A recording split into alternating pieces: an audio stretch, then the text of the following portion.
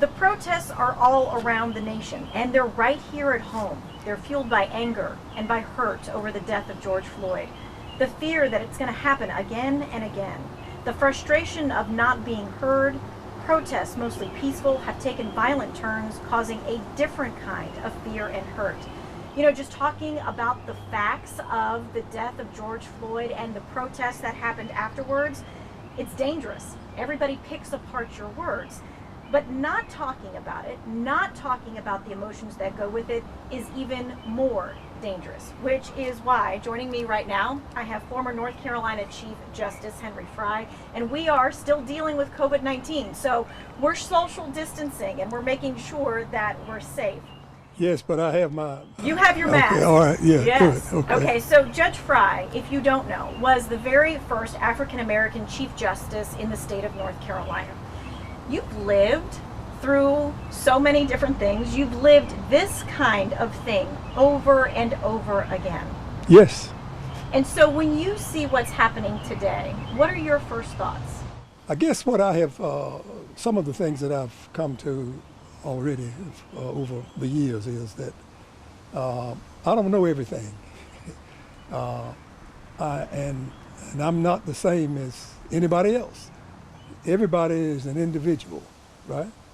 And each person has their own personality, their own thoughts and ideas and backgrounds and all of those things.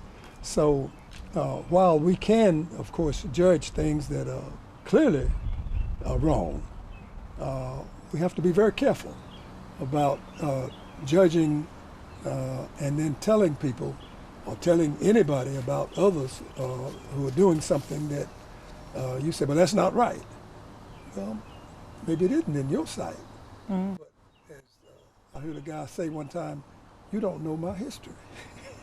So I didn't mean to talk that long already, but no, go ahead. We want this kind of conversation, and we want to be able to kind of start from all the different perspectives. And as you said, this is just your perspective, but at least it's the beginning of a conversation. Some of the things we're going to talk about in this next while are kind of cringeworthy. They're kind of like, oh my gosh, I can't believe you're asking that question. I can't believe that you're talking about these things.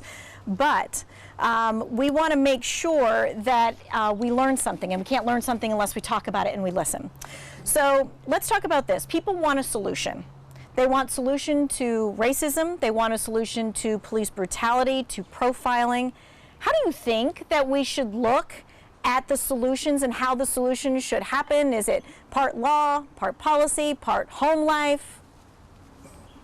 Yes. All of it? Yeah, that and more. I think we should look at it from the standpoint of what can I do to make things better? Do I have the knowledge about some things that other people don't have? Do I have a background that helps me to analyze things better than maybe some other people? And maybe I'm not always right. Maybe I'm wrong sometimes. So we don't want to think too highly of ourselves.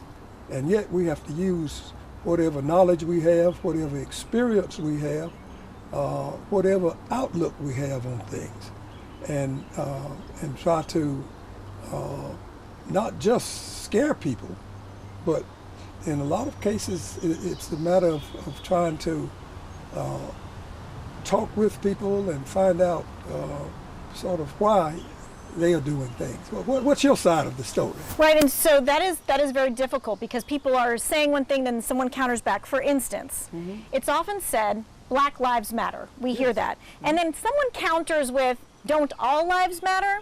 Yes. And then it's offensive. So let's talk about that a little bit. When someone says Black Lives Matter and then someone counters with all lives matter, why is that offensive and why is that an issue?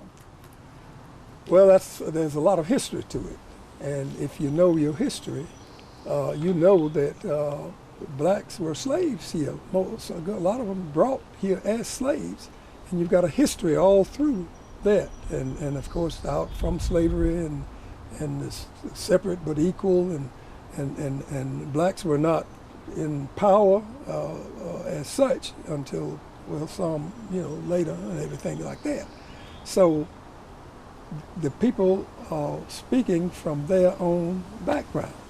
And they don't mean nobody else's lives matter, but when you have these, for the most part, when you have these killings like this, the African Americans are pretty high on the list, right? So you have to bring that out. And of course, we've got the history that goes with that. So I think it's the right thing to say Black Lives Matter. And if somebody asks, they say, oh yes, all lives matter, right? But I don't think that takes away from it. And so when people say Black Lives Matter, they're not saying other lives don't matter, but it is a key focus that we need to focus, that these lives matter. You couldn't say it any better. Okay. All right, we're going to continue on with this conversation with Judge Henry Frye, and we'll be back in just a moment.